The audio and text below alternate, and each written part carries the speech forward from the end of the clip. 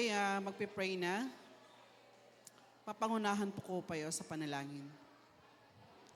Hallelujah. Purihin ka, Panginoon. Purihin ka, O Diyos. Purihin ka sa iyong dakilang pangalan, O God. O Diyos, Ama, narito po kami nagpapakumbaba sa iyong harapan. Sa umagang ito, O Diyos, dahil sabi mo sa iyong salita, O God, if we confess our sins unto you, Lord, you are faithful and just to forgive our sins, O Lord God. Yes, Lord, alam po namin, Father God, pag binanggit ng aming mga labi, ang aming mga kasalanan, O Lord God, kami iyong pinapatawad, Panginoon, and you forget, Lord. At sa oras na ito, Diyos, Panginoon, pinagkakatiwala po namin ang aming gawain sa iyo sa umagang ito.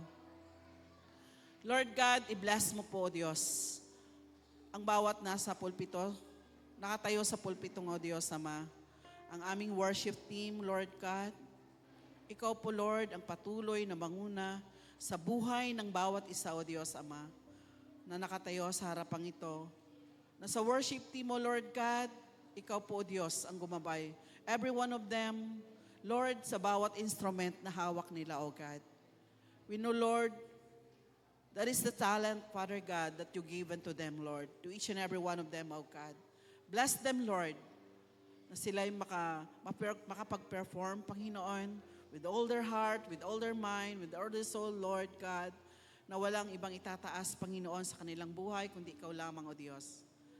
With that instrument that you gave unto them, O God, in the name of Jesus. And Lord God, ikaw din po, Diyos, ang patuloy na manguna kay Sir Nancy, Father, na mag-share ng iyong salita sa umagang ito, Diyos. Panginoon, i-bless mo po ang bawat salita mo na mamutawi sa kanyang bibig, O Lord God. Lakipan mo po ito, Panginoon, ng kapayapaan, ng pag-ibig, ng kagalingan, O God, ng kalakasan, O Diyos, maging kasagutan sa bawat katanungan, O Lord God. O Diyos, Ama, maraming salamat, O Lord God, sa buhay ni Sister Nancy. Dalangin po namin, Panginoon, na ikaw po, Diyos, ang patuloy na gumabay sa kanya, Panginoon. Salamat sa kanyang buhay na patuloy niyang ipinapagamit sa iyo, Panginoon. Salamat, O Diyos, dahil tunay nga po, Panginoon, ibinigay mo ang kanyang buhay for this church, Lord God. At alam po namin, O Diyos, na sa bawat oras na kanyang inilalaan sa iyo, Panginoon. Alam namin, Panginoon, ito yung kalooban mo sa kanyang buhay na patuloy mo siyang gagamitin mightily, Panginoon, sa iglesyang ito. And also, Father God, sa mag-share, Lord, ng tithes and offerings, Father, na sa buhay ni Sister Helen, O Lord. Ikaw po, Diyos, ang manguna sa kanyang buhay, Ama. Give your wisdom and knowledge unto her, Father God. Sa mga salita mo na kanyang maibabahagi din po, Panginoon, about tithes and offering, Panginoon. Ito'y magsilbing kaliwanagan, O Lord, sa puso't isipan ng bawat isa, O God, upang kami patuloy na maibalik kung ano yung nararapat sa iyo, Panginoon. Yes, Lord, maraming salamat dahil alam po namin, Panginoon, na sa buhay ng bawat isa, O God, na iyong gagamitin na tatayo sa pulpitong ito, sa umagang ito, O Diyos, Ama. Yes, Lord, ikaw po, Panginoon, ang patuloy na makita at maluwalhati, Panginoon, sa umagang ito. Truly, Lord, wala po kaming magagawa kung wala ka sa aming mga buhay. We thank you, Father God, that even, Lord, sa buhay ni Brother Ron, na siyang mag-closing prayer this day, Panginoon, bless his life, Father God. At hayaan mo, Diyos, na sa kanyang buhay, ikaw ang patuloy na malulhati at madakila, Panginoon. Salamat, Panginoon, sa buhay ng bawat isa. I-bless mo po ang gawain namin sa umagang ito. At dalangin din po namin, O Diyos, ang mga kapatid pa namin na wala pa sa lugar na ito, Panginoon, na nagtatravel pa lamang, Lord, na papunta dito sa aming iglesia. Ingatan mo sila, O Diyos, na sila'y makarating ng ligtas at payapa, Panginoon, dito sa aming bahay panambahan sa iyo, Ama.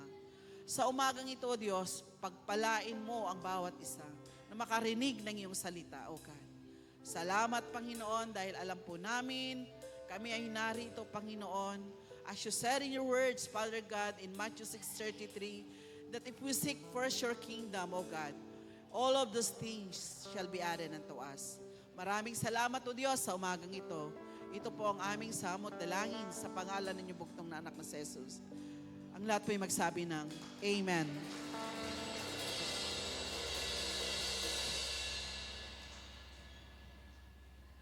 So, blessed morning po sa bawat isa. Inaanyayahan ko po ang bawat isa na tumayo. At nais ko lamang sabay-sabay po nating basahin yung sabi sa Romans 8, verse 30 to 31.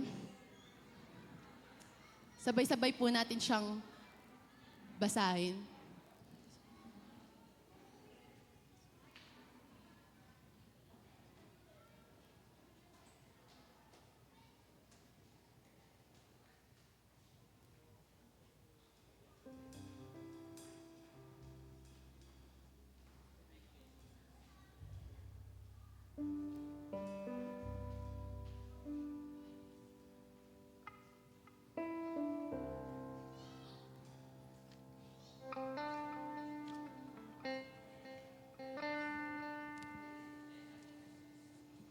In Romans 8, verse 30 to 31, it says, sabay-sabay po natin siyang basahin, and those He predestined, He also called.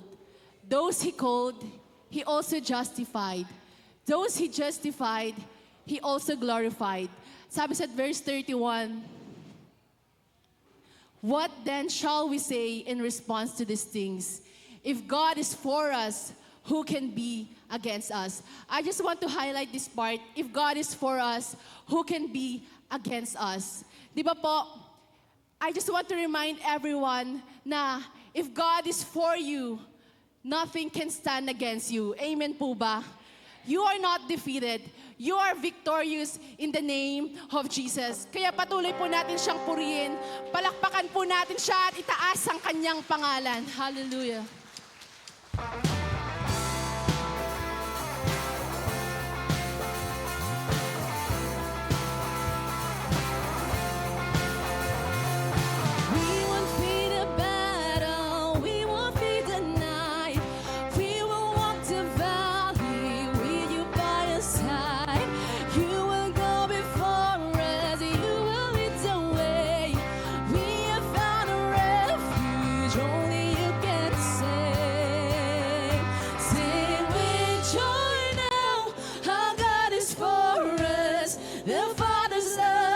Strong and mighty fortress.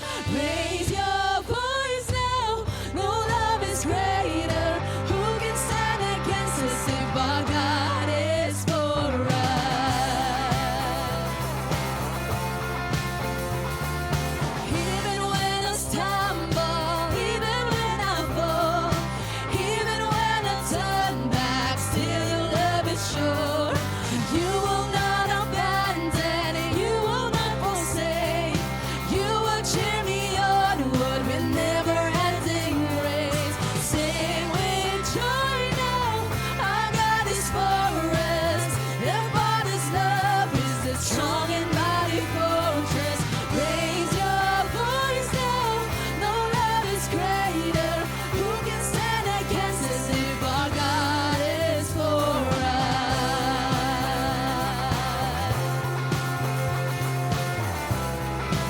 Come on, let's declare.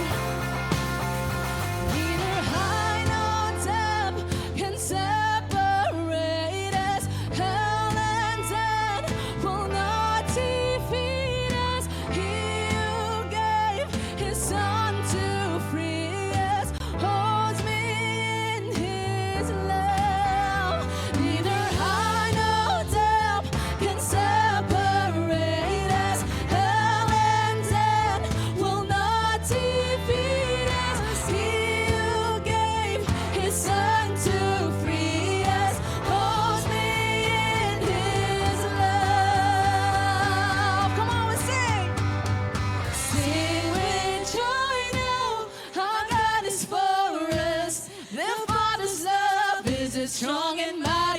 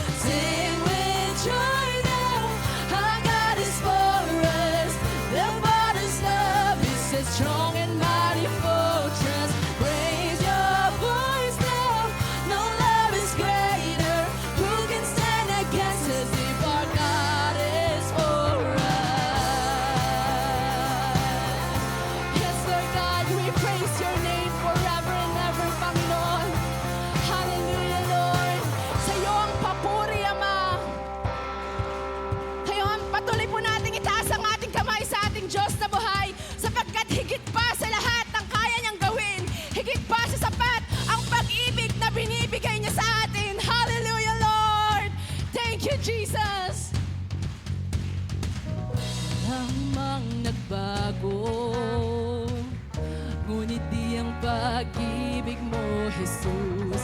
Ikaw ang katiyakan, ako'y magtitiwala. Ikaw ang pag-asa, tatahakin ang landas na ika'y kasama ko. Sa araw na to,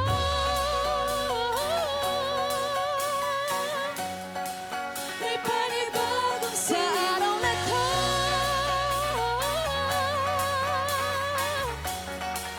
May bagong kabanata, may lakas na harapin ang bukas.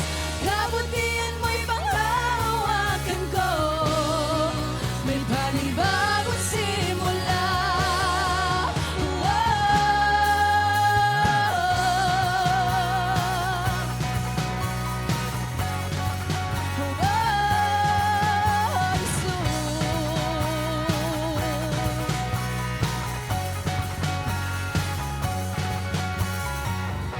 Hahakbang patungo sa bagong bagay na iyong ginagawa. Makapangyarihan ka, Jesus. Ikaw ang pag-asa, tatahakin ang landas na ika'y kasama ko. Sa araw na to,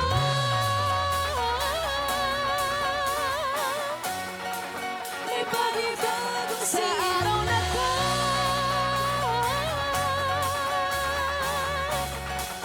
May bagong kabanata, may lakas na harapin ang bukas. Kabutihan mo'y panghahawakan ko, may panibagong simula.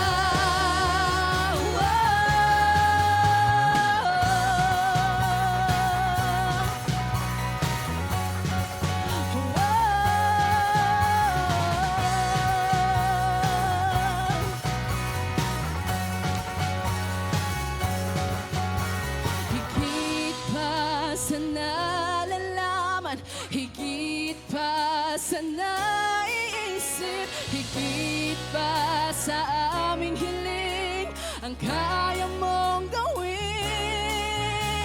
Higit pa sa nalalaman, higit pa sa naiisip, higit pa sa aming hiling, ang kaya mong gawin.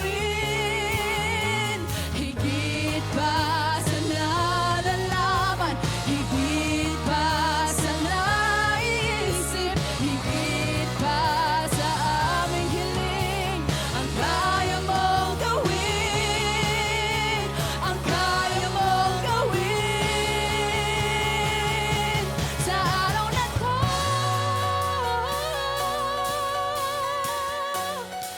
may panibagong sa araw na to.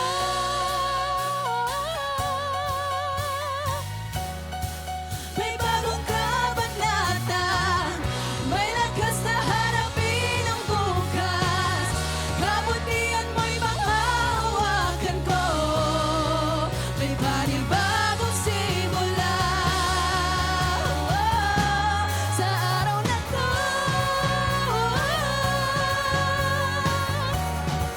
may panibagong sa araw na to.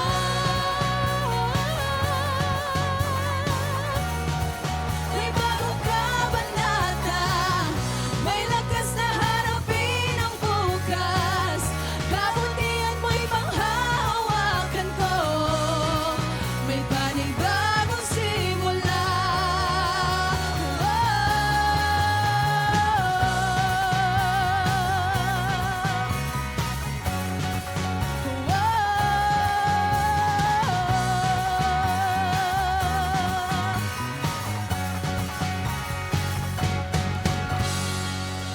Yes, Lord. Maraming salamat, Panginoon. Hallelujah. We continue to worship you, O God.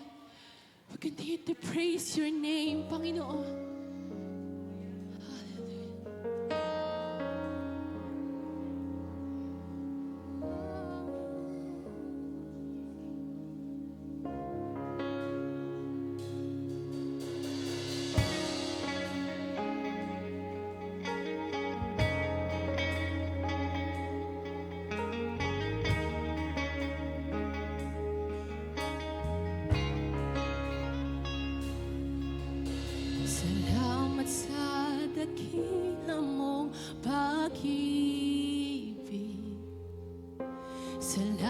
sa pagyakap mo, Ama. Ang presensya mo ang ninanais ko. Ang puso ko ay para lang sa'yo. Nararapat ka sa papuri, luwalhati at pagsamba. Jesus, ika'y dakilain, magpakailanman. Nararapat ka sa papuri, luwalhati at pagsamba. Itataas ang ngalan mo, Ama.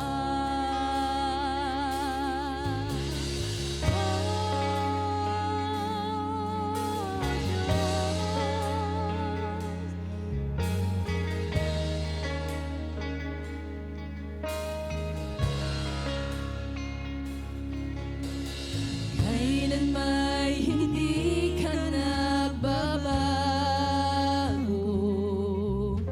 tiwala ko'y ibibigay sa'yo. Mga pangako mo, panghahawakan ko, mamamalaki sa kalinga mo. Nararapat ka sa papuri, luwalhati at pagsamba.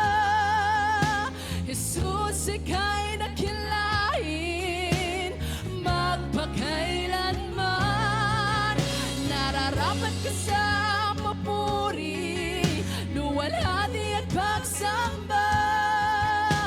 Itataas ang ngalan mo, Ama.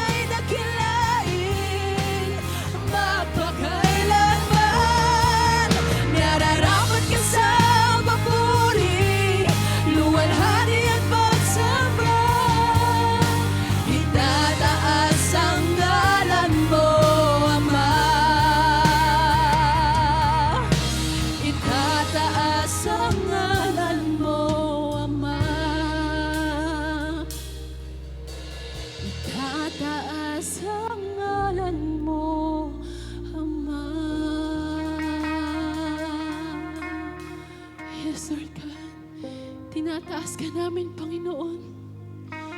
Truly, Lord, that you are holy, Father God. You are our refuge, Panginoon. You are good, Panginoon. You are our Savior, Panginoon. That's why, Lord God, patuloy ka naming pinupuri, Lord God. Patuloy naming tinataas ang aming mga kamay sa inyo, Panginoon. Lord, hallelujah, Father God. Continue to move in our life, Panginoon. At hayaan niyo, Panginoon, na araw-araw ka naming maranasan, Panginoon. Yes, Lord.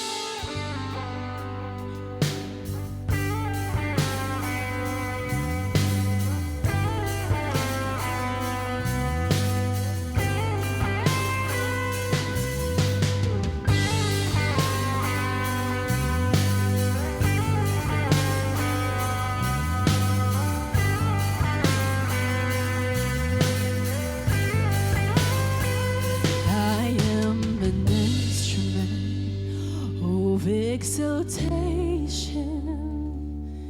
and I was born to leave your name above all names. You hear the melody of all creation, but there's a song of praise that only I can bring. Who else is worthy? Who else is worthy? There is no one, only you, Jesus. Who else is worthy? Who else is worthy? There is no one, only you, Jesus. You are the infinite and God of the ages. Yet you chose to make my heart your dwelling place. You healed my brokenness. Show me your glory. So I have songs of things that even angels sing. Who else is worthy? Who else is worthy? There is no one, only you, Jesus. Who else is worthy? Who else is worthy? There is no one, only you, Jesus. Who else is worthy? Who else is worthy? There is no one, only you, Jesus. Who else is worthy? Who else is worthy? There is no one, only you, Jesus. Yes, Lord, you are worthy, Jesus.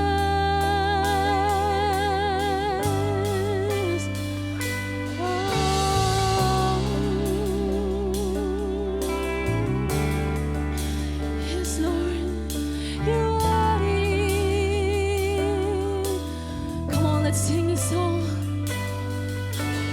Lamb of God, anointed one, who was and is to come, seated on the throne above. Holy, holy, righteous one who shed his blood. You proved to us the Father's love. Jesus Christ be lifted up. Holy, holy, Lamb of God, anointed one, who was and is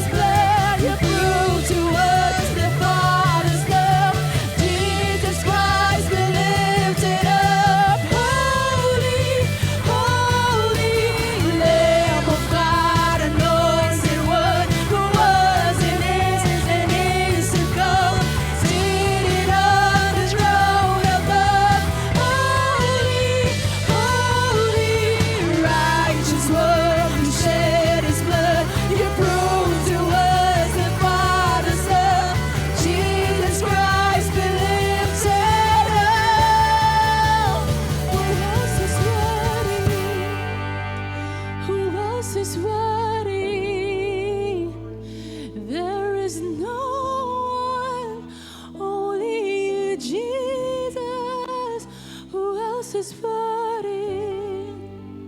Who else is worthy? There is no one, only Jesus. Who else is worthy? Who else is worthy? There is no one, only Jesus. Who else is worthy? Who else is worthy? There is no one, only Jesus. There is no one, only Jesus. There is no one, only Jesus. Yes, Lord God, you are worthy, Panginoon. You are powerful, Lord God. Walang ibang dakila kung hindi ikaw lamang, Panginoon. Come on, church.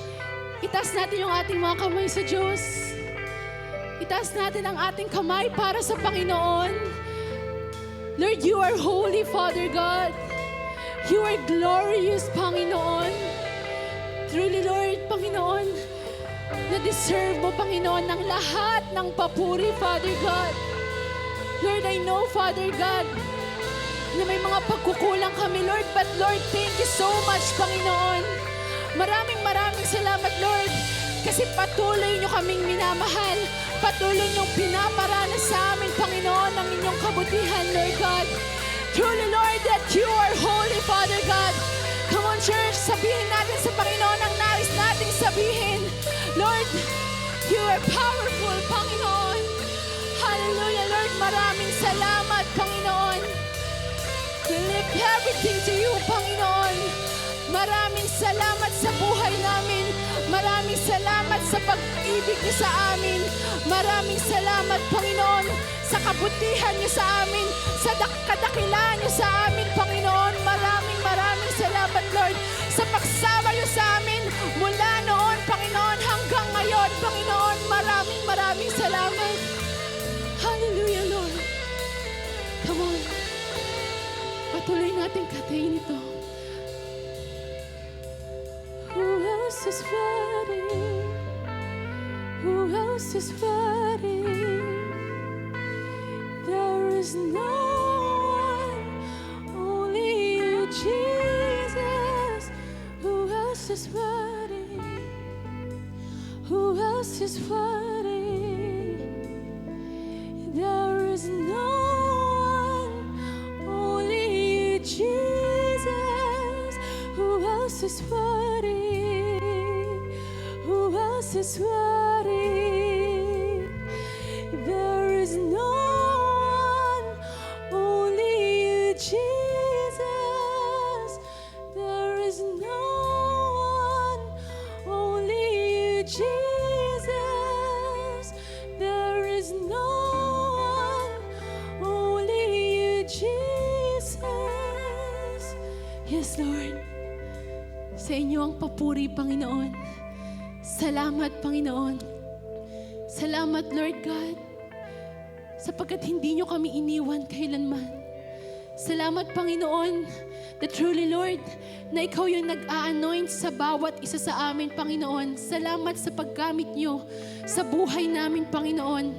At salamat, Lord God, sa sakripisyo nyo para sa amin, Lord God. Lord, we bring back all the glory and honor to you. In Jesus' name we pray. Amen and amen.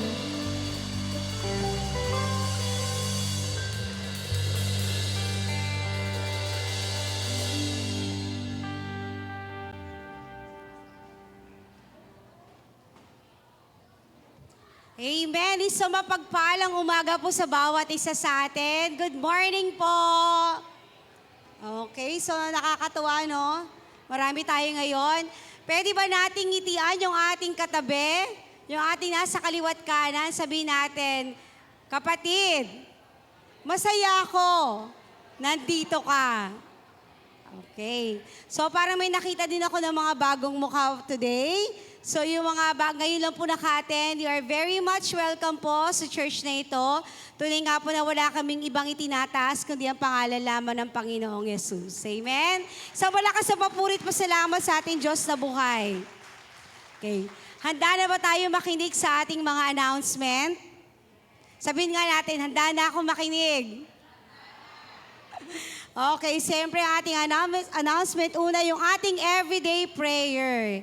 So, araw-araw po, meron po tayong panalangin dito sa ating church from Monday to Sunday. So, from Monday to Friday, 3 o'clock po siya. Then, Saturday, 7 p.m. Then, Sunday, 9 a.m. So, everyday po, may mga kapatiran po tayo nagli-lead na magpipray po. Kaya, if you are free, you are very much welcome po na pumunta sa church na to every day. Okay?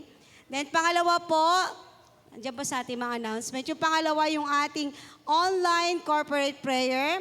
So every Wednesday po yon sa ganap na alas 7 ng gabi through Zoom and Facebook Live. At syempre yung ating pamaskong handog, patuloy po namin itong ipinapamanik sa inyo na alam naman po natin, naging tradition na po sa church natin yung ating pamaskong handog. So if you are willing to share, you are very much welcome po. Please look lang po kay Ate Leia po. At syempre yung ating Life Stages Ministry, yung kanilang Thanksgiving party. Last time po, nung last Sunday, natapos na po yung mga senior. So mamaya po, after the service, yung mga youth naman. Nasa yung mga youth natin? Nandito ba?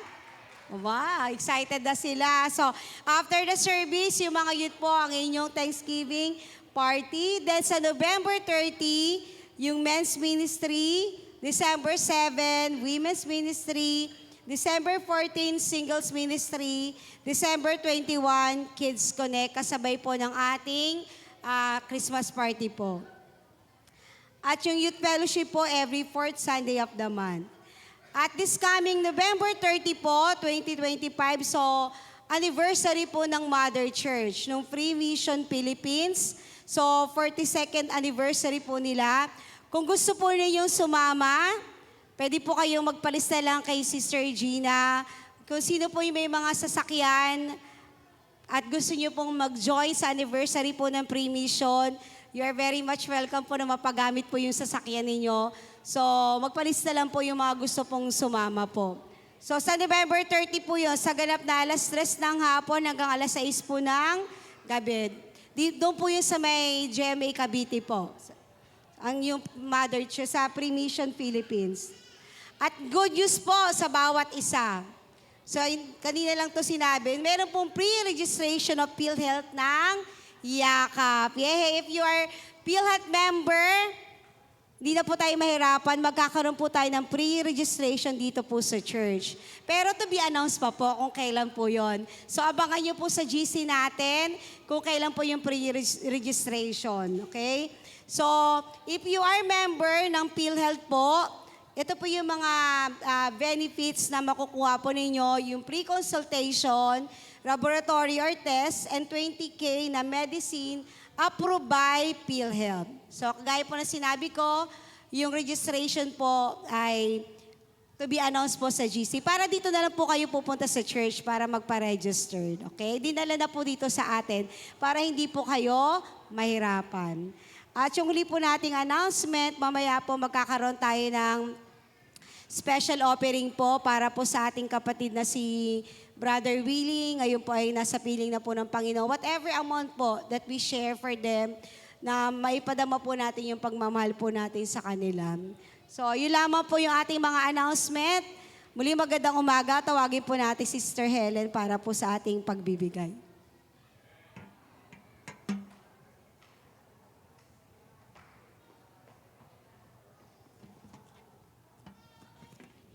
Okay, magandang umaga po sa inyo lahat. So, babatiin ko na po kayo ng Merry Christmas and Happy New Year. Ayan. So, gusto ko lang po muna magpasalamat sa lahat po pala ng umaten nung last Sunday para po sa Thanksgiving ng senior ministry. Yun nga lang po, may nakakalungkot na balita, na pangyayari na nawala na po si Brother Willie. Pero ganun pa man po, alam naman po natin na higit na po mas maganda yung kinalalag niya ngayon. Amen? Sige po. Ang gagamitin po natin verse ay sa awit 128, 1 and 2. Mapalad ang bawat tao na kay Yahweh ay may takot. Ang maalab na naisip sumunod sa kanyang utos. Kakainin niya ang bunga ng kanyang pinaghirapan. Ang taong ito'y maligaya at maunlad ang pamumuhay. Amen. Sige po, pangunahan ko po kayo sa panalangin. Dakilang Diyos at makapangyarihan sa lahat, muli salamat po sa araw na ito. Salamat din po sa araw-araw na pag-iingat sa bawat isa. Tunay po, Ama, na ang susi para magkaroon kami ng masaya at masaganang buhay ay ang sumunod sa inyo. Patuloy din po namin maalala, Ama, ang ginawa mong sakripisyo sa krus, yung lalim, yung halaga nito, Lord, para patuloy kami magtiwala at sumunod sa inyo. Sa oras na ito, Ama, tinataas po namin ang aming pagbabalik. Hiniling po namin, Ama, na pangunahin niyo po ang bawat isa. Patuloy din po pagpalain niyo ang lahat ng pinagkakakitaan. Maraming po salamat, Ama. Ito pong aming panalangin sa pangalan po ng iyong anak na si Jesus. Amen.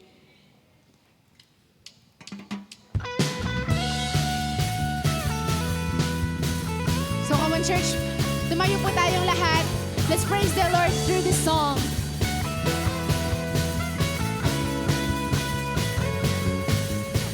Thank you for your love and for every breath we take.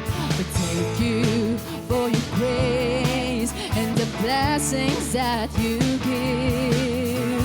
Daily will declare your goodness, daily will declare your greatness, daily will declare your wondrous work.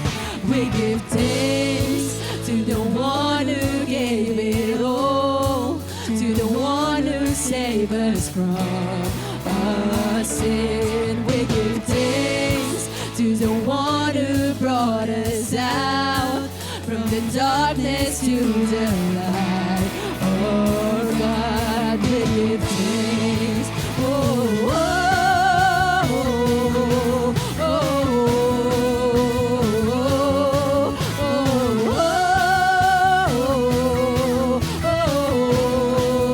oh.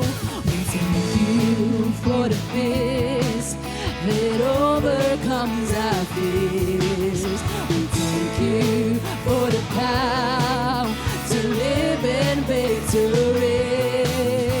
Daily will declare your goodness, daily will declare your greatness, daily will declare your wondrous works. We give thanks to the one who gave it all, to the one who saved us from our sin. We give thanks to the one who brought us out from darkness to the light. Oh God, we give thanks. You are good, good all the time. Jehovah Jireh, Nisi, El Shaddai. You are good, good all the time. Jehovah Jireh, Elroy Adonai. You are good, good all the time. Jehovah Jireh, Nisi, El Shaddai. You are good, good all the time. Jehovah Rapha, Elroy Adonai. Daily will declare your goodness, daily will declare your greatness, daily will declare your wondrous word. We give thanks to the one who gave it all, to the one who saved us from our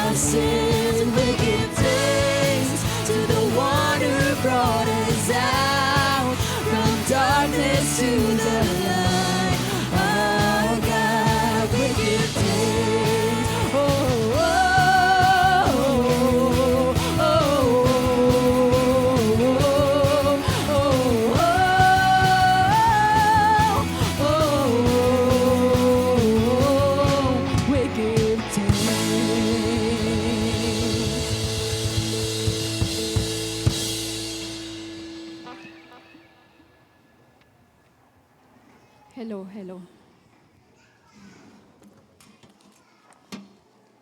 Hallelujah.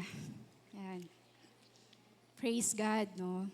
Sige, pakibati po yung mga katabi natin, no? Good morning.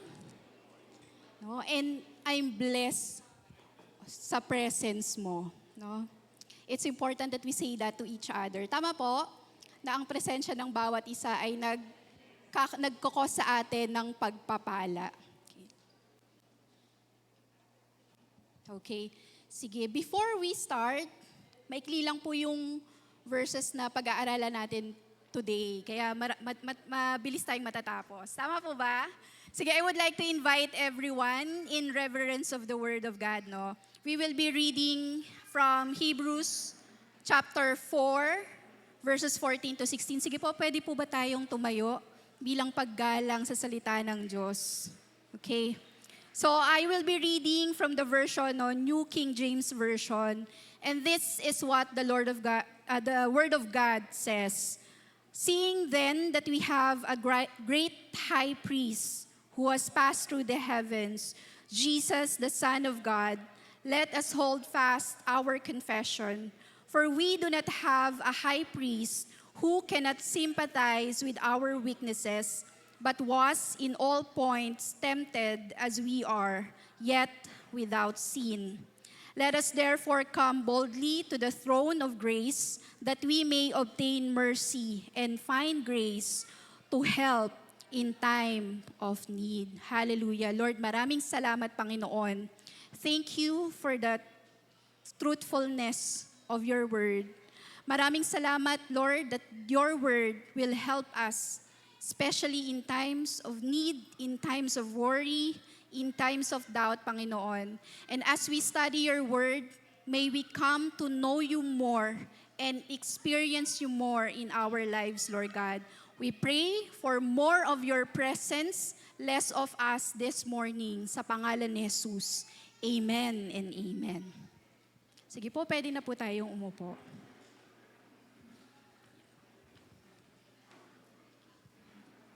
Okay, so this morning, we have an interesting new topic, no? About one of the titles of Jesus Christ. And in the past, marami na po tayong na-discuss, right? Ano nga po yung last week na na-discuss natin? Cornerstone, no? Cornerstone, tinuro sa atin ni Kuya Jay. And in the past, no, mas nakilala natin si Jesus. We've come to know Jesus more through reading His Word. And of course, through applying whatever we learned, no, in the past weeks in our lives. Marami po bang nagbago ang buhay by knowing who Jesus is? Amen. No? Amen. Marami tayong natutunan at maraming transformation, I believe, na nagaganap sa buhay natin. And this morning, no, our topic will be Jesus being the high priest. No? At yun nga po yung binasa natin from Hebrews 4:14 to 16. Yung pagiging high priest, no, it was introduced in the Old Testament in the tribes of Israel. Tama ba? Tandaan niyo po yung story. Who was the first high priest in the Bible? Sino po? Yan. May quiz pala tayo, ah. Who was the first high priest in the Bible? Ha? Kapatid ni Moses, no? Si Aaron. I'm talking about yung sa tribes of Israel, okay? He was the first appointed high priest, no? During that time, ito yung time na ang mga Israelites, they left yung land of slavery, which is Egypt, and they are now journeying towards the promised land. And isa sa pinaka-importanteng inutos sa kanila, no, ni God is to appoint a high priest. Okay? And makikita po natin yung importance nung pagkakaroon ng high priest dun sa nation of Israel, no? It only means that yung gera na lalabanan ng mga Israelites during that time. Kasi kailangan nilang i-conquer yung promised land, tama ba? When they get to the promised land, hindi yun as in naka-prepare na at i-occupy na lang nila. There are people there, no, na kailangan nilang i-conquer. There are things there, tradition, culture, na kailangan nilang i-conquer. At ang isa sa pinakaunang inutos sa kanila ng God, or ginawa ng Lord sa kanila, is to appoint a high priest. And in this, we can learn, no, yung importance nung pagkakaroon ng spiritual leader ng Israel. Because God knows, and God wants them to learn and to remember na lahat ng battle, every battle that they are going to fight, starts in spiritual. Amen po ba? And the same thing with the Israelites. Tayo din po, sa laban ng buhay natin, bago pa man tayo tumapak sa labas ng bahay natin at sumuong sa araw-araw na mga battles in life natin, right? Yung battle pa lang na makikipagpuksa ka para makasakay ng jeep. Tama ba? Battle na agad yon. Even before doing that, the Lord wants you to remember, before ka lumaban, no, labanan mo sa pamamagitan ng spiritual. Amen po? Doon lahat nag-i-start. That's why that's a very important role that the Israelite nation has to have during that time. Okay, the high priest. Ngayon po, pag-aaralan natin, no, first, ano ba yung expectation? What are the expectations during the time that God has appointed Aaron as the high priest of the nation of Israel? Tatlong expectation. Ito po yung role niya para maintindihan natin gaano ka-importante yung mga high priest during that time. Number one, that high priest, first role is to be the mediator. No? He needs to be the representative of the people before God. No? Siya yung kumbaga, in our current times, no? Siya yung ambassador. Okay? Siya yung magre-represent dun sa mga tao. Siya yung lalapit kay God to represent the people. Okay? In Exodus 28:29 to 30, no? Sabi rito, Aaron shall bear the names of the sons of Israel in the breastpiece of judgment in his heart. So during that time, yung mga high priests, they're wearing, meron silang sinusuot. No? Special na garment yon, at may mga nilalagay sila. No? And it symbolizes something. At hindi pa pwede na kahit sino lang magsusuot ng ganon. Tama ba? Only the high priests are allowed, no, na i-wear yon. And one of them, ito yung nasa breastpiece nila. Sa loob ng breastpiece nila, may mga, parang may bato doon na dalawa. Yun yung tinatawag na Umim and Tumim. Okay? So yung Umim and Tumim, ginagamit yon ng mga high priest in order for them to inquire from the Lord. No? Whenever something big is to happen, whenever they need God's guidance, they have to use that. And only the high priest can do that. No? He needs to mediate between God and the people. Okay? And makikita rin natin dito in verse 30, no? In the breastpiece of judgment, you shall put again the Umim and Tumim, and they shall be on Aaron's heart when he goes in before the Lord. Thus Aaron shall bear the judgment of the people of Israel on his heart before the Lord regularly.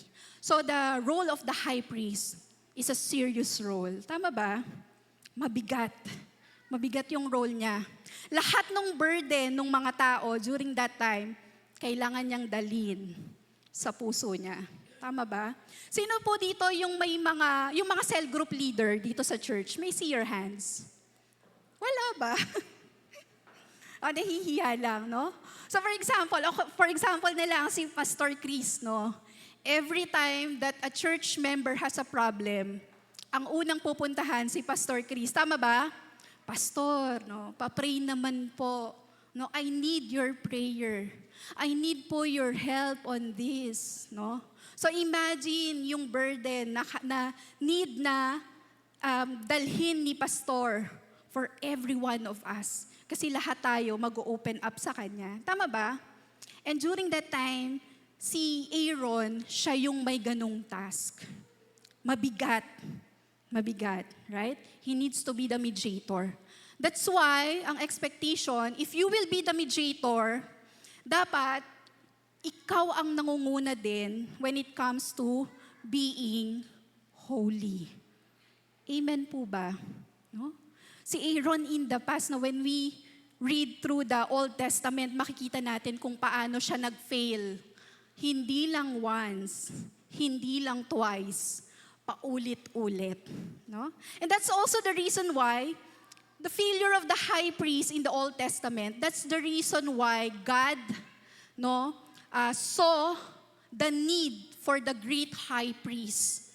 No? Yung the one. No, yun kailangan ang matagpuan ng mga Israelites during that time, even us. Because these high priests, ng mga tao, they are prone to error. They are prone to sin. No? So yun yung number one expectation. Ano nga po ulit expectation? They need to be the mediator. They represent the people before God. No? So in representing the people, this high priest offers prayers. Sila yung nagpe-pray for the people. No? Isa-isa yan ipagpe-pray nila. Ilan po ang members ng church natin? Kay Tita Leia? 200? 300? So imagine niyo lahat yan, 300 na tao, ipagpe-pray ni Pastor Chris. No? Isa-isa. No? Kaya kapag inumpisahan yan, alphabetical, kawawa yung family namin, Zacarias, sa dulo. No? Letter A mauuna. Tama ba? Baka inaantok na si Pastor Criston, right? Bago pa kami mapag-pray. Okay? Bukas na ulit. Tama ba? Okay, so yun yung main function niya. He is the bridge between heaven, God, and earth, the people. No, siya dapat ang nagbe-bridge nun. So whatever gap there is between God and the people, the high priest, his main role is to mediate. Siya ang tagapamagitan. No? And in the Old Testament, we observe na si God, no, sa kulit ng mga Israelites, nandun, laging natitrigger yung poot ni God, yung wrath ni God. Tama ba? Laging natitrigger. Ang kulit kasi ng mga Israelites, tama ba? Buti pa ang mga tayo, FCC Alabang, hindi makulit, no? Ang mga Israelites during that time, pinakitaan na sila ng wonderful works of the Lord. Hinati ang dagat para makatawid sila ng tuyo ang lalakaran. Pinakain sila galing sa langit, tama ba? Pinaulan ng mana. Lahat-lahat na. Pero konting mahirapan sila, anong ginagawa? Nagre-reklamo. Pakitingnan po yung katabi mo. Mukha bang mareklamo yan? No? Yung konting nahirapan lang nagre-reklamo na. No? Ano ba yan, Lord? Ang hina ko naman sa'yo, Lord. No? They're usually like that. That's why there has to be someone to stand between God and the Israelites. Okay?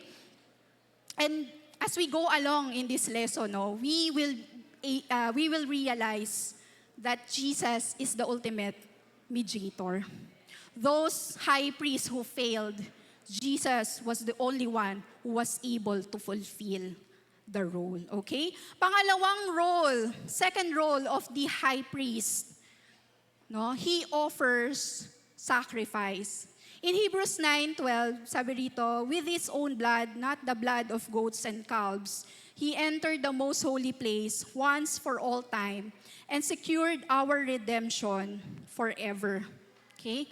The high priests are expected to offer sacrifice. No? In the Old Testament, kung babasahin po natin, Leviticus, no? Exodus, Deuteronomy, paulit-ulit doon sinabi that the high priest needs to lead the people to atone for their sins. Because paulit-ulit din that they commit sins. Tama po?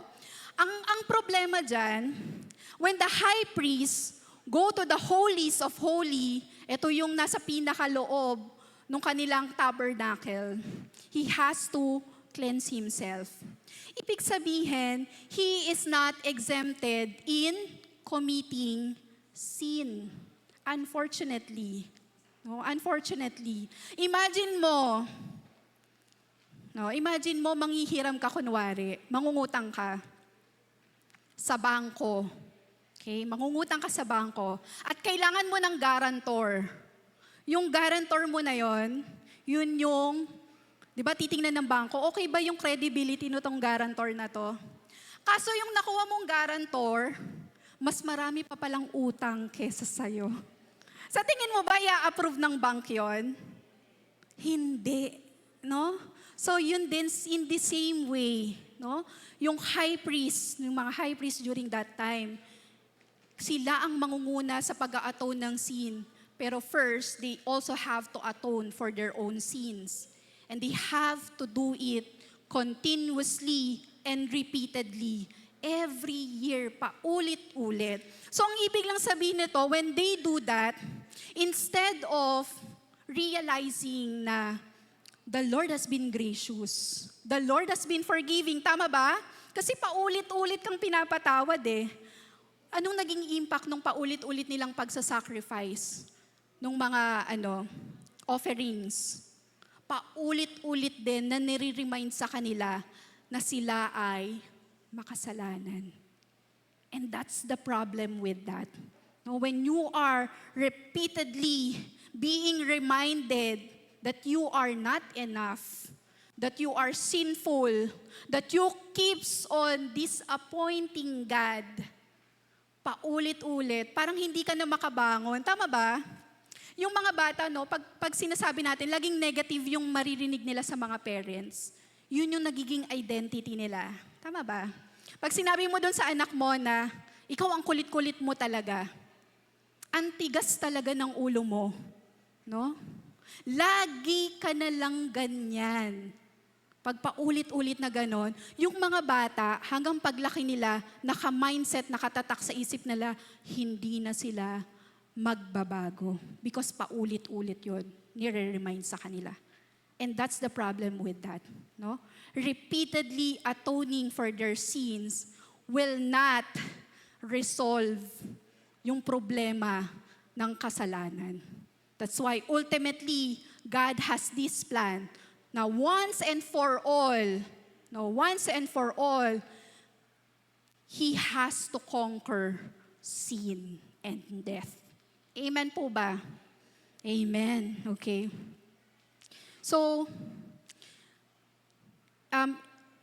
pag in the latter part of the lesson, maintindihan din natin that Jesus made the one perfect and final sacrifice. Yun yung tinutukoy sa Hebrews 9:12 kanina. No? Ang inoffer niya, hindi lang basta blood of the perfect animals na nakalagay doon sa kanilang word. He offered His own blood to redeem us, to redeem you and me. Amen po ba? Amen. Okay. Pangatlo, ano yung pangatlong expectation sa ating high priest? To become as intercessor. Okay? He has to maintain fellowship and guidance from the Lord. So kung nire-represent niya, if He is the one representing the people before God, in the same way, siya naman ang nagre-represent kay God sa mga tao. Tama po? So it works both ways. Ang hirap ng work ng high priest, okay? In Leviticus 10:10-11, sabi dito, you must distinguish between what is sacred and what is common, between what is ceremonially unclean and what is clean, and you must teach the Israelites all the decrees that the Lord has given them through Moses. Okay? Since He represents God, He must help the people to stay in the right relationship with the Lord. Okay? So hindi lamang siya, Lord, patawarin mo po itong mga tao na to Lord, I need your guidance for this. Hindi lang ganon. Kailangan pabalik. Nire-represent niya si God. People, nation of Israel, no, this is what the Lord God says. So kailangan, kung ano yung commandment ni God, align siya para tama yung pagbibigay niya ng message dun sa mga tao. Unfortunately, in the story, in the history no, ng mga Israelites, many times, no, may mga ginagawa ang mga high priests that are not within, no, dun sa heart ni God. Minsan dinadagdagan nila or binabawasan. So pag-aaralan din po natin yan later. In Malachi 2:7, sabi rito, "For the lips of a priest should guard knowledge, and people should seek instruction from his mouth, for he is the messenger of the Lord of hosts." No? Very holy yung responsibility ng high priest. No? He has to teach the people of God's word. He has to make the people repent whenever they commit sins. No? Tayo nga ang hirap, di ba? Isang tao lang pagre-repentin mo. Or isang tao lang encourage mo, bumalik ka kay Lord, ang hirap na. What more, the whole nation. No? That's His role. Okay? Pangalawa, no? Kanina ipinag-usapan natin yung expectation, yung role. No? Ano nga yung tatlong roles ng high priest? Number 1, to become the mediator. Number 2, to offer sacrifice. No? And ultimately, si Jesus, siya mismo yung naging atoning sacrifice. Pangatlong expectation, to intercede. No, to intercede, to represent God naman before the people. Ngayon, tingnan natin, why is it important that we have Jesus as the great high priest? No?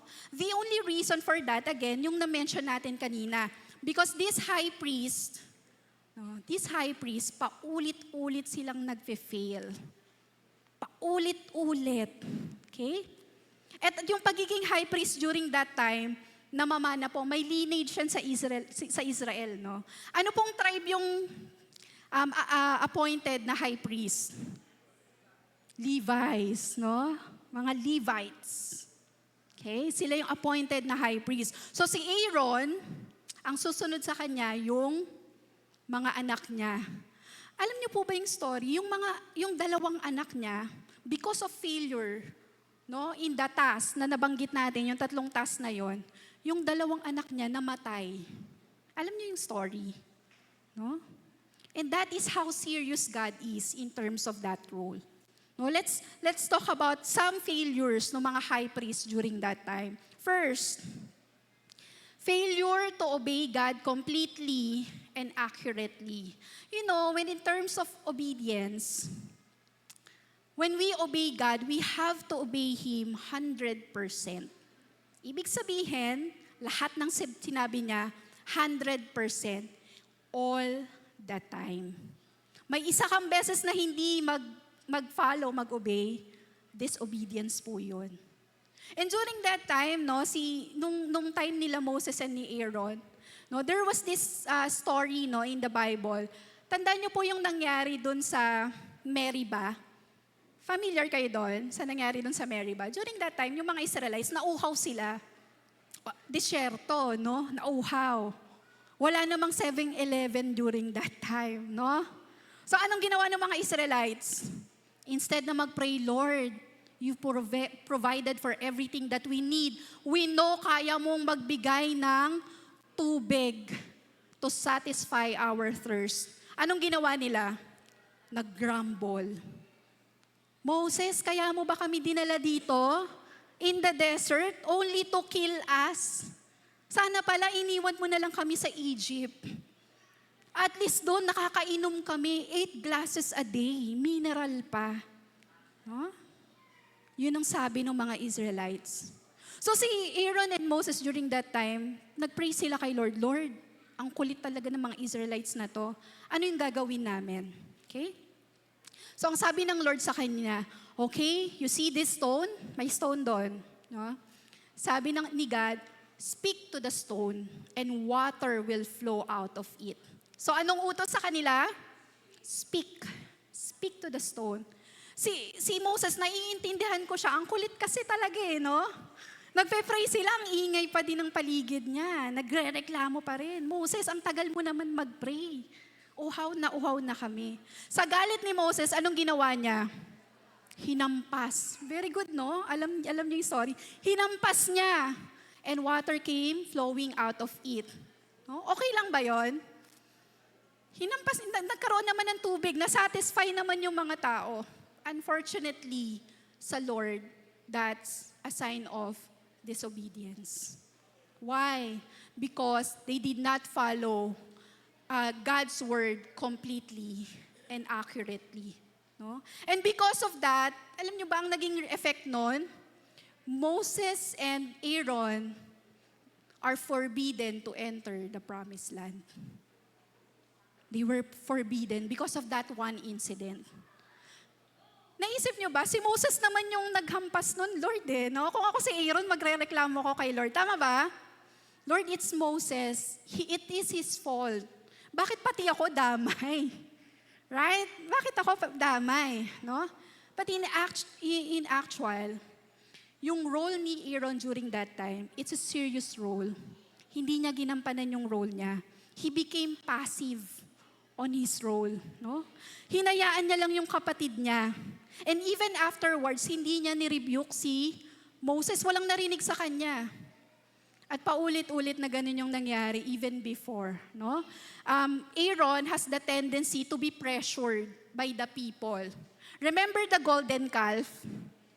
No? Anong ginagawa ni Moses during the golden calf incident? Moses was in Mount Sinai praying to the Lord, receiving the 10 Commandments. And the people keeps on grumbling to Aaron. Okay?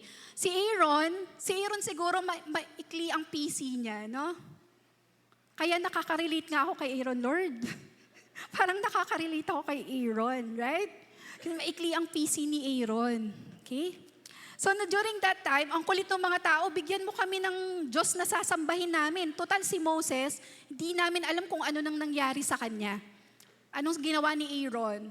No? Ang role niya dapat, mag-intercede siya. Tama ba? Dapat sinabi niya, makinig kayo, no? Hindi yan according to the Word of God. Hindi yan makakabigay ng papuri sa Panginoon, makakapagbigay ng glory kay Lord. Hindi nyo na ba natatandaan yung mga past na victory na ginawa ng Lord? But instead of doing that, anong ginawa ni Aaron? O sige, amin na yung mga alahas nyo. Pakipasa na lang dito sa gitna. No? Tutunawin natin, gagawa tayo ng golden calf. At yun ang sasambahin natin. So in that aspect, Aaron failed as the high priest. Paulit-ulit. And many times, tayo pong mga tao, no, tayong mga nagsasabi that we are followers of Christ, we also fail the same way. Paulit-ulit. And we are being pressured by the world. Tama ba? To follow the world. Nakakalungkot. But sometimes, sa sobrang nakaka-pressure, you give in to the world. Tama ba? Sa maliliit na bagay. No? For example na lang, nakwento ko na sa inyo, di ba, that I applied for an LTO license. No? LTO, napakahaba ng pila, napakatagal ng proseso, ang hirap pumasa sa exam. And because of that, many people will resort to fixers. Unfortunately. No? Unfortunately. No? And this is where we usually use the line, the end justifies the means. Narinig niyo na po ba yun? The end justifies the means. As long as I get what I need, as long as what I want happens, whatever way I do it is okay. And it's wrong. No? Kagaya ni Aaron at ni Moses, as long as mapainom namin yung mga tao, kahit hampasin ko pa yung rock na yan. No? Kahit pagsisipain ko pa yung rock na yan, basta may tubig na lumabas dyan, okay lang. Yun yung sa tingin nila. But to God, it's not okay. It's never okay not to obey Him completely and accurately. Tama po ba? Ang lungkot natin, no? The only reason for that is that we realize na, Lord, ang hirap pala. Ang hirap ng kalagayan namin. Isang wrong move, bagsak na agad. No? And that's also the reason why we have to celebrate Jesus. But because of Jesus, because of His sacrifice, no, hindi mo na kailangang matakot na, Lord, mali na naman ako. Lord, nag-fail na naman ako. No. It is Jesus who will intercede for us. Amen po ba? Okay. No? So, si Aaron, he shared responsibility in the leadership, pero hindi niya yun ginawa. At the same time, hindi niya kinorek yung mistake. He tolerated sin. Anyone who tolerates sin na nangyayari mismo sa harapan mo, no, ibig sabihin, you are complicit to the sin. Naintindihan po ba natin yon? Kapag nakikita mo ang kasalanan nangyayari sa harapan mo, wala kang ginawa, hindi mo man lang kinausap yung tao, ibig sabihin you're complicit to the sin, kasama kang nagkasala. Okay? Hindi po natin sinasabi na ipahiya yung tao. Kapatid, napaka-immoral ng ginagawa mo. Hindi po ganon. You have to talk to the person. You have to pray for the person. You have to do something. Dapat yan nagiging burden sa heart natin. Kasi yung pagkakamali ng isa, ang impact niyan, mas malaki. Amen po ba? Amen. Pangalawang failure ng mga high priest. Failure to uphold God's holiness. Since they represent God towards the people, they have to uphold holiness. They have to represent God to the people. Kung ano si God, yun dapat yung nakikita na re-reflect sa mga buhay nila. Tama po ba? In the same way, tayo din po, no? Tayong mga tagasunod ni Kristo. If we say that we are followers of Christ, we need to uphold God's holiness in our lives. No? Another story in the Bible, no, in relation to this. Alam niyo po ba yung si Eli, yung high priest during the time of Samuel? Tandaan niyo po yung story, no? Si Samuel, di ba, hiniling siya ng mama niya kay Lord. Lord, bigyan niyo ako ng anak. Pag binigyan mo ako ng anak, i-offer ko pabalik sa'yo sa temple. I will make sure that this kid will serve you all his life. Ayun yung commitment ni Hannah. No? At si Hannah, nung pinanganak niya si Samuel, in-offer niya, dinala niya kay Eli. Eli is the high priest during that time. No? Okay naman si Eli. No? Ginaid niya si Samuel during his time. Unfortunately, for his own household, hindi siya nagtagumpay. Tama ba? No? Si Samuel, na-lead niya ng maayos. Unfortunately, yung dalawang anak niya, na supposedly, di ba yung sabi ko kanina, yung mga high priest, na napapasa-pasa yung sa lineage. Supposedly, his children are the next in line to be the high priest. Pero hindi niya na-lead ng maayos. Hindi niya na-correct, hindi niya na-rebuke. And whatever, anong ginawa nung dalawang anak niya? Anong kasalanan nila? Corruption, no? Ang gagawin nila, yung mga offerings, may parte sila. No? Dati pa pala uso yan. Kala ko ngayon lang yun uso no? Yung may parte ka, diba? No? So ito yung offering, may parte sila. No? Pero alam nyo ba, in the Bible, in the Old Testament, may parte naman talaga ang high priest No? Sinasabi sa Word of God, a portion of it will go to the high priest. Kaso nga lang, itong mga anak ni Eli, they became greedy. Kinukuha nila more than their part of the offering. Mas marami pang napupunta sa kanila kaysa yung napupunta kay Lord. And that disappointed God. No? At ito, tinreat to as kasalanan ni Eli. No, imagine, yung dalawang anak niya yung gumawa pero kasalanan ni Eli. Why? Kasi that's part of his role as the high priest. No, hindi niya kinorekt yung mga anak niya. Kaya sabi dun sa verse, no, sabi ni God, no, sa 1 Samuel 2:35, and this is talking about Jesus. Si Jesus yung tinutukoy dito. Sabi rito, I will raise up for myself a faithful priest who shall do according to what is in my heart and in my mind. And I will build him in a sure house, and he shall go in and out before my anointed forever. No? At si Jesus lang naka-fulfill Niyang ano na yan, no? Yung sinasabi na yan ni God. Okay? At pangatlong failure ng mga high priest, failure to intercede faithfully for the people. No? In the story, no, historically in the Bible, some high priests became so negligent and so careless in their role na sila pa mismo ang nangunguna sa kaguluhan. No? During the time of Jesus, tama ba? Kaya ang gulo-gulo nung time na yon. No? Imbis na i-accept nila yung Savior, sila ang nanguna para ipapatay si Jesus. Because they are far from God. No? Hindi sila aligned kay Lord. Kasi kung aligned sila kay God, kay Father God, they would know that Jesus is the Messiah. Amen po ba? No? So tayo din po, makikita kung tayo ay malapit sa Diyos if we are aligned with His Word and if yung pamumuhay natin ay according sa Kanyang mga salita. Amen po? Amen. Last na. Okay? May expectation sa mga high priests, but they failed. So, ultimately, God has to do something about it. And God has to give the ultimate solution for it. And that's why Jesus Christ came. He fulfilled whatever those high priests had failed to do. No? Ano ba yung qualification ni Jesus? Paano siya na-fulfill? Paano niya na-fulfill yung pagiging high priest?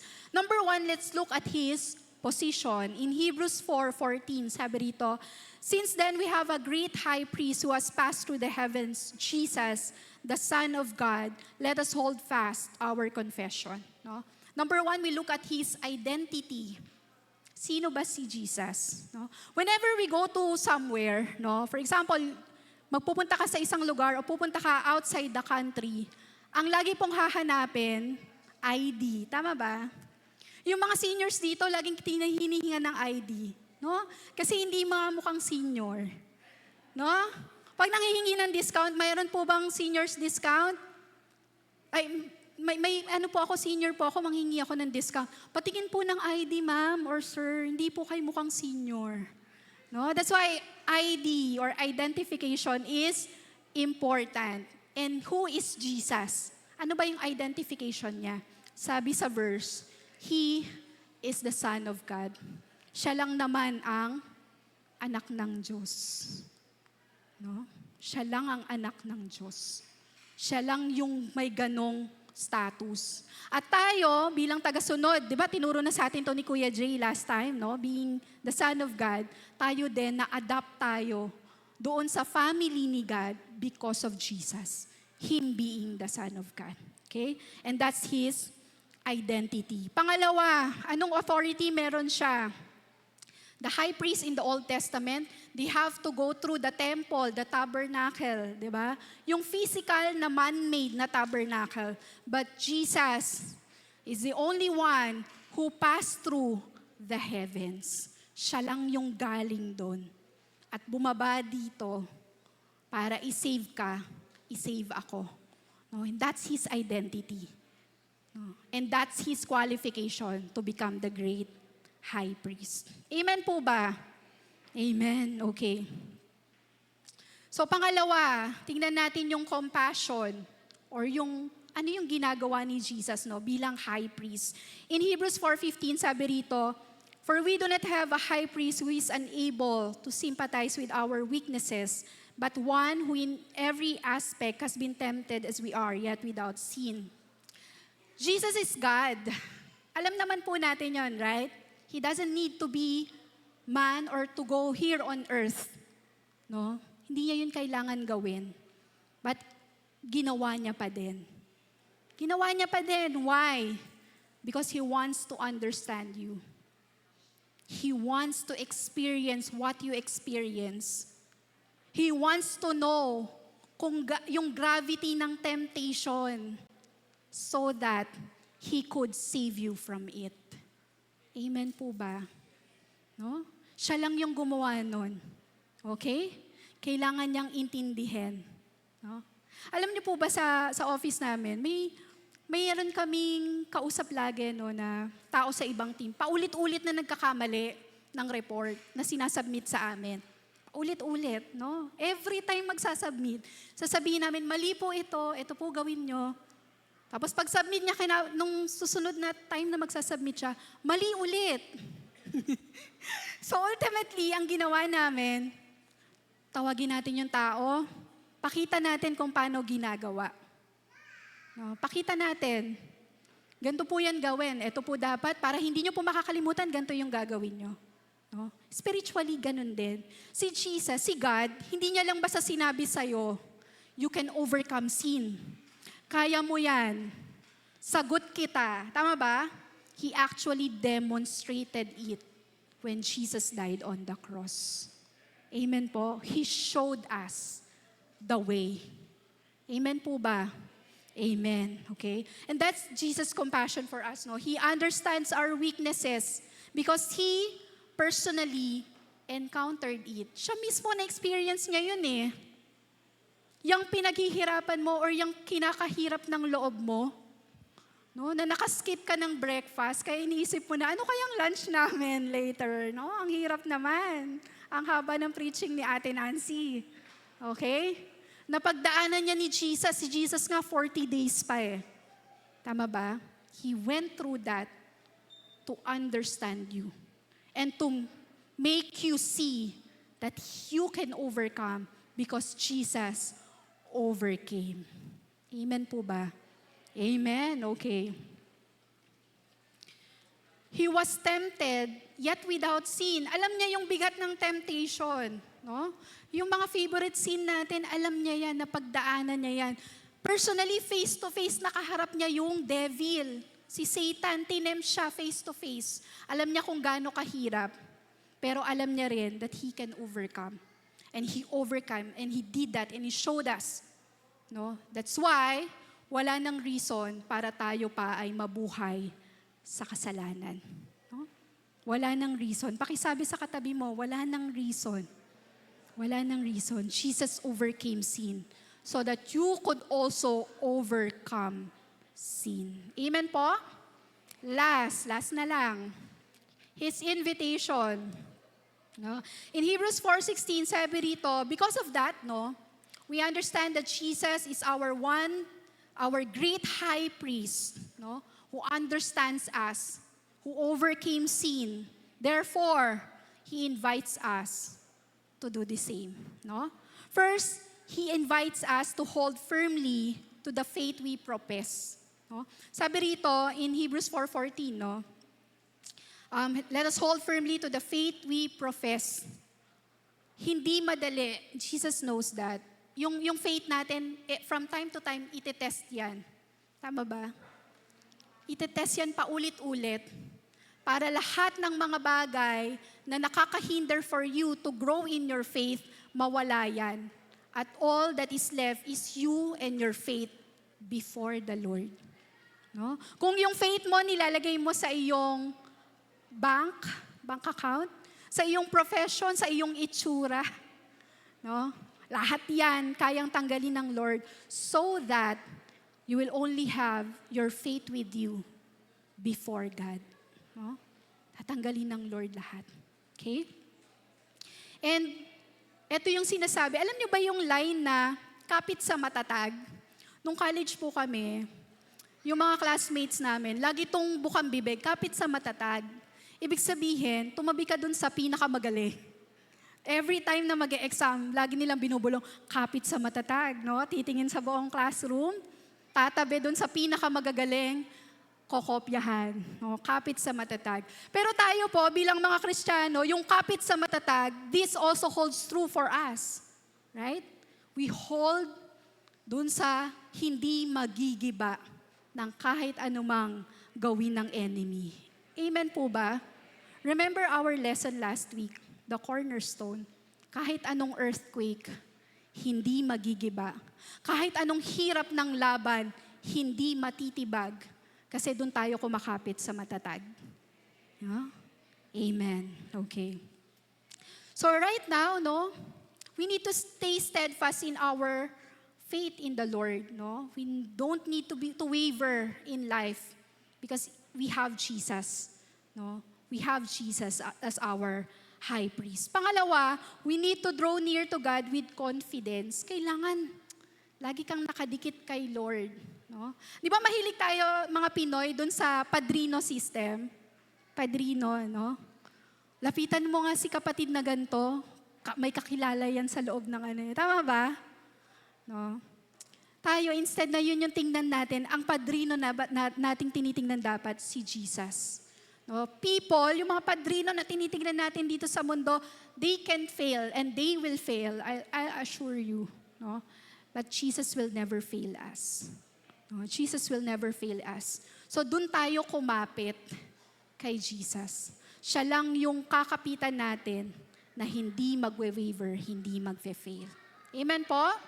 Okay, so we need to approach God daily through our prayers. Kamusta po yung ating prayer, personal prayer at personal devotion? No? Kamusta po yung daily prayer natin, Kuya Ron, no? Yung mga nag-a-attend sa daily prayer, that's very important. No? That's part of our growth, no, in our faith. Okay? So, pangatlo at panghuli, we need to live a life of holiness and compassion. We need to imitate Christ. No? Kung siya ang high priest, great high priest, tayo din, yung mga role niya, kailangan ginagawa din natin yun bilang followers of Christ. No? Ano yung mga kailangan natin gawin? Mediate. No? We need to mediate for people. We need to intercede for them. We need to lead them to Christ for their salvation. No? Nakikiramay po kami sa family ni Tatay Willie. Pero alam niyo po ba last week, ang lakas-lakas ni Tatay Willie. No? Nag-seniors Thanksgiving pa kami. At nakakatuwa po si Tatay Willie. Naalala ko, sinabi ni Kuya Ron, kasama nilang nag-pray in the morning. No? Nagkasama nila nag-pray. At alam niyo po ba, may activity kami dun sa seniors na pag-uusapan ng mga seniors, kukuha sila ng partner, pag-uusapan nila kung ano yung pinagpapasalamat nila sa Lord for the whole year. No? Yun lang yung instruction. Tapos nakita po namin ni Ian, si Tatay Willie. Kausap niya si Papa Jerry, si Tatay Polly. Pinagpe-pray niya.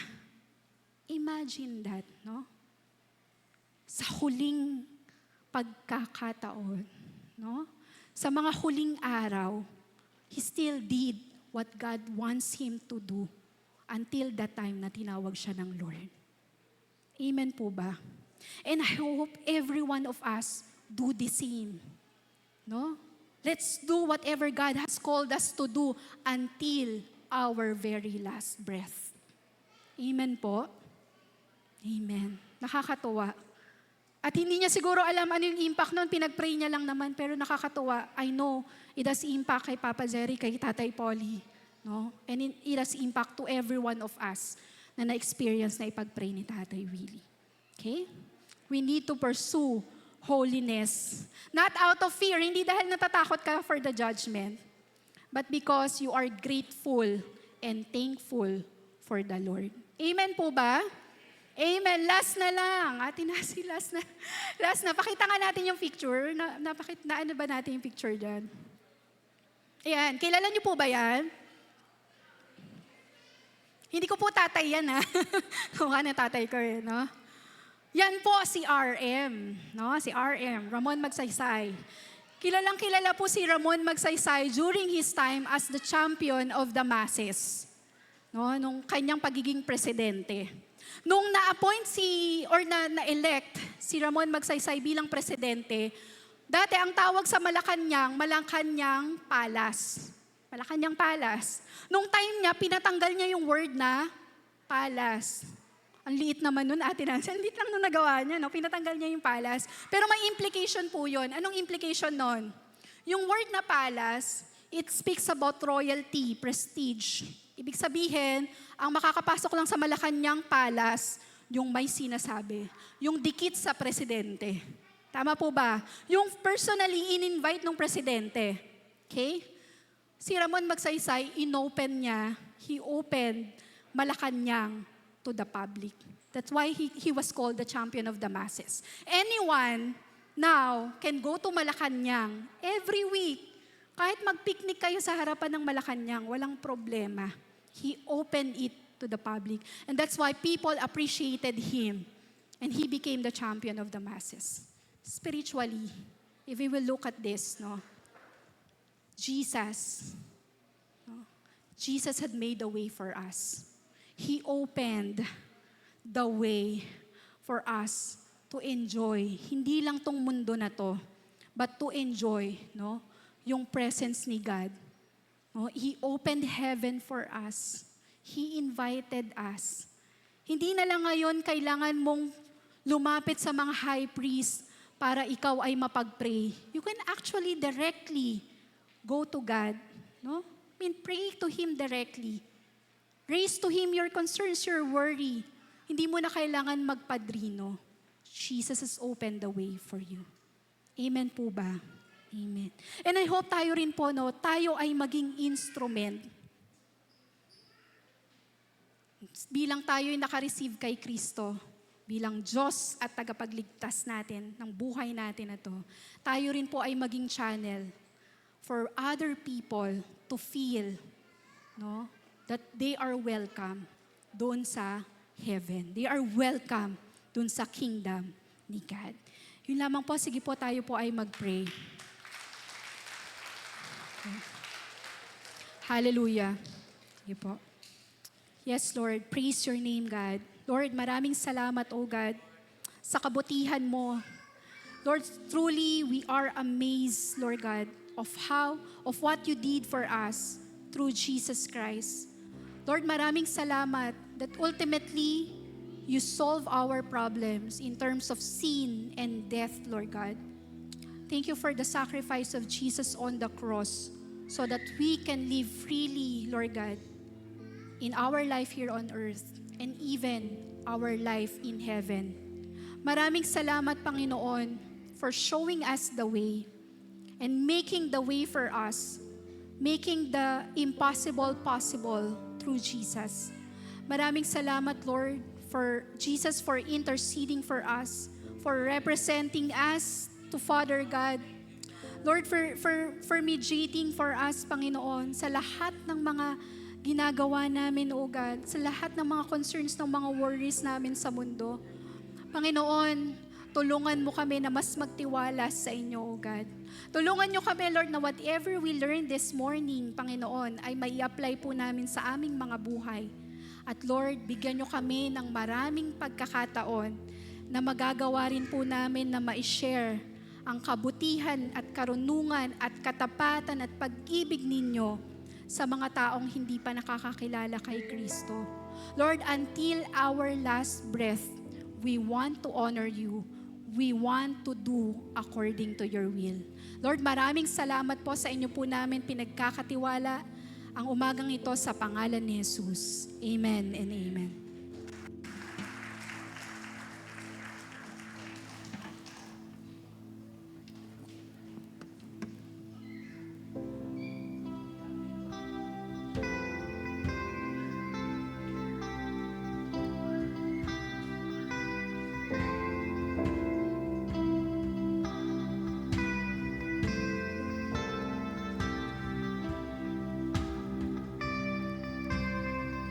Before the throne of God above, I have a strong and perfectly a great high priest whose name is love, whoever lives and bleeds for me. My name is graven in his hands, my name is written on his heart. I know that while in heaven he stands, no tongue can bid me thence depart. No tongue can bid me thence depart.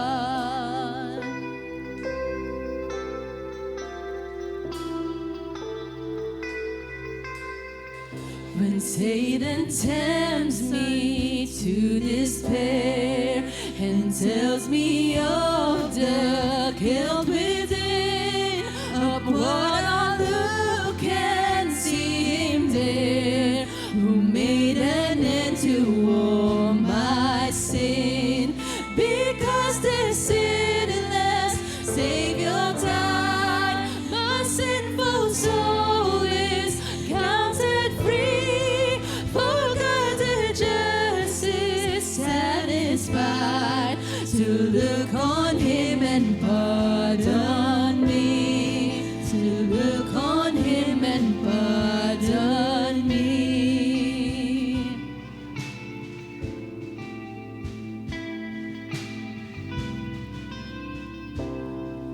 Behold him there, the risen Lamb, my perfect, spotless righteousness, the great unchangeable I am, the King of glory and of grace. One him itself I cannot die, my soul is purchased by his blood, my life is hid with Christ on high, with Christ my Savior and my God, with Christ my Savior and my God. One with himself I cannot die, my soul will purchase by his blood, my life is hid with Christ on high, with Christ my Savior and my God, with Christ my Savior and my God.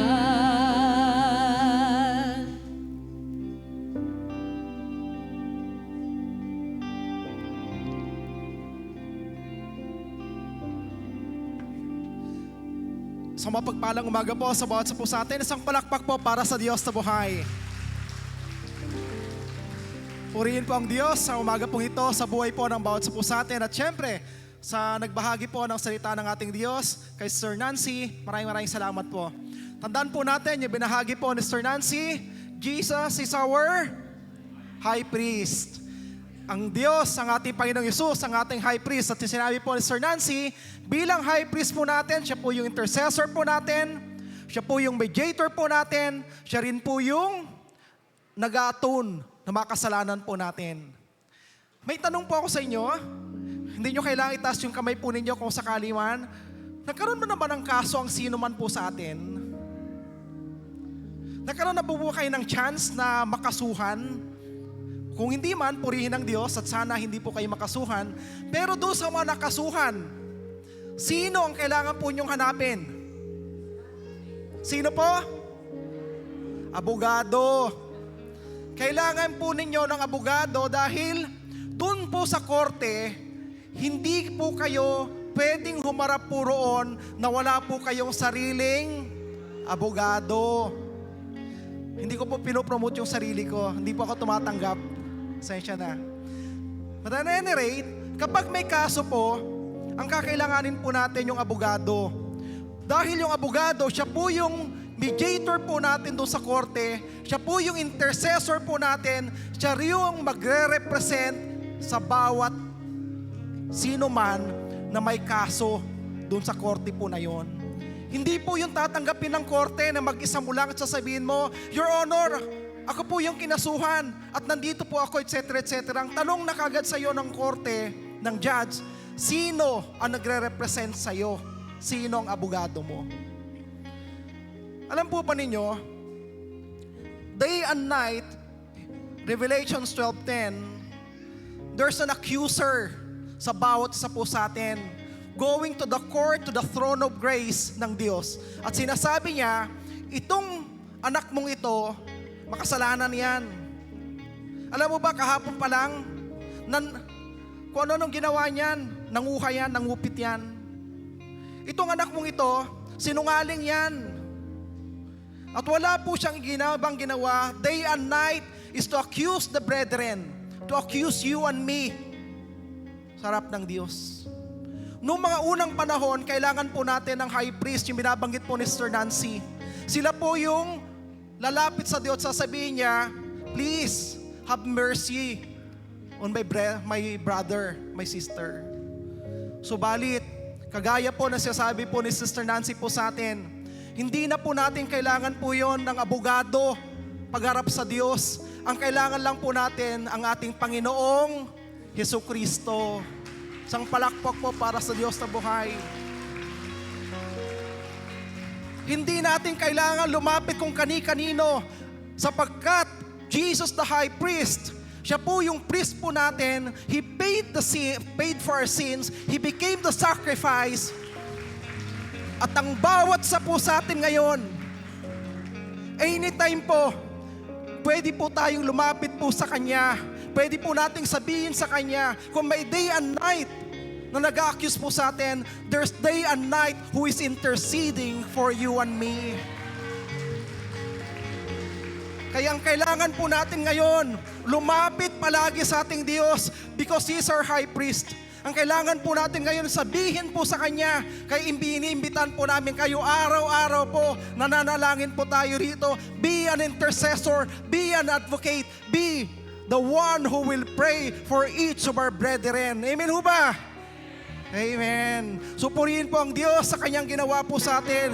Dahil po doon sa krus ng Kalbaryo, direkta na po tayong mapwedeng lumapit po sa ating Diyos who is our high priest. Supurihin po ang Diyos. Maraming salamat. Pakisabi po doon sa katabi po ninyo, see you this week dito sa church. Okay? Maring bukas, maring Tuesday, maring Wednesday, maring Thursday, maring Saturday, or early Sunday. Wala po tayong pinipili. Kung gusto nyong araw-araw, bukas po itong iglesia pong ito. So manalangin po tayo. The same time, nakikiramay po tayo. Binanggit po ni Sir Nancy po kanina, kay Brother Willie na nakasama po natin ng prayer po ng last Sunday. At the same time, alam po ba ninyo, ang pinamalita po pala doon sa Bunye at that time sa Carmina, ang pumanaw si Sister Christy. And I'm sure yung mga iba rin po sa atin, yan din pong naisip agad, baka Sister Christy.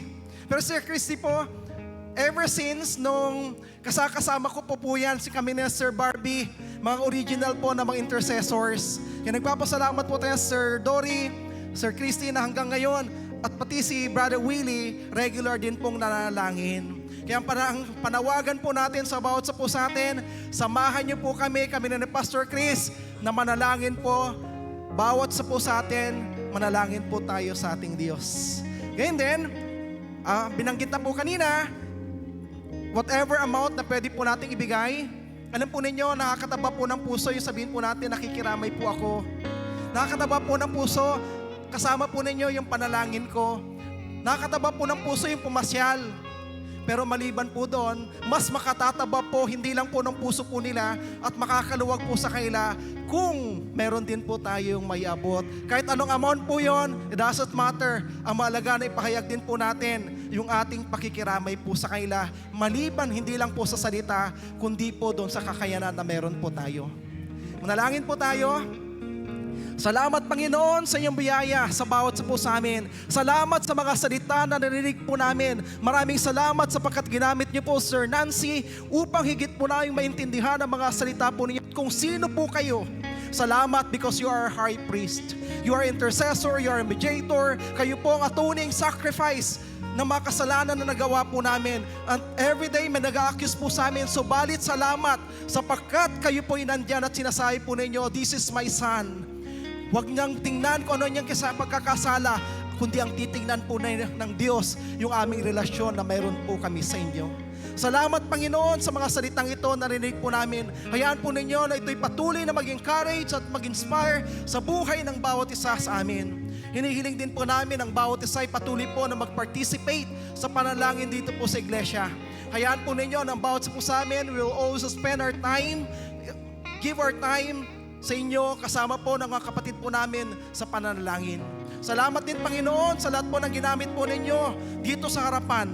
Salamat sapagkat sinamahan niyo po kami at ginamit niyo po sila upang makipagbigay kami ng isang mataas na papuri at pasasalamat sa inyo pong pangalan.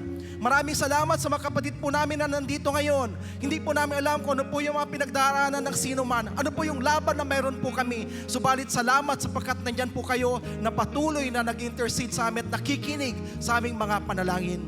Pinapanalangin po namin si Brother Arthur ngayon. May sakit po siya at may mga kapatid pa po kami na iba pa na nasa banig po ng karamdaman. Salamat sapagkat kayo ang aming kalakasan. Maraming salamat sapagkat kayo nagpapagaling sa amin. Maraming salamat sapagkat kayo ang patuloy na gumagabay at sumasama po sa amin. Salamat din po sa inyong paggabay sa pamilya po ni Sir Christy, sa pagpanaw po ni Brother Willie. Sila ng kanilang mga anak, 4 po sila, Sir Weng, si Maricel, si Jojo, si Ivan, at lahat po ng mga pupo nila. Samahan niyo po sila sa pagkakataong ito. Kayo po ang magbigay ng comfort po sa kanila. Kayo ang manatili po nilang kalakasan. Kayo po, Panginoon, ang maging sandigan po nila sa bawat oras, sa bawat sandali. Sa lahat po sa amin na nandito, salamat sapagkat kayo ang aming Diyos. Kayo ang nagmamahal po sa amin. Kayo kailanman ay hindi nyo kami iiwan ni pababayaan man. At ngayon, ang mayayamang biyaya ng ating Diyos, ang patuloy na pagmamahal ng Banal na Espiritu ng ating ni Panginoong Jesucristo at ang patuloy na pakikilakip ng Banal na Espiritu ay sumaatin hanggang sa kanyang muling pagbabalik. Purihin ang Diyos, pagpalain po tayo ng ating Panginoon. Isang palakpak po para sa Diyos na buhay. Muli, maraming salamat, pagpalain po tayo ng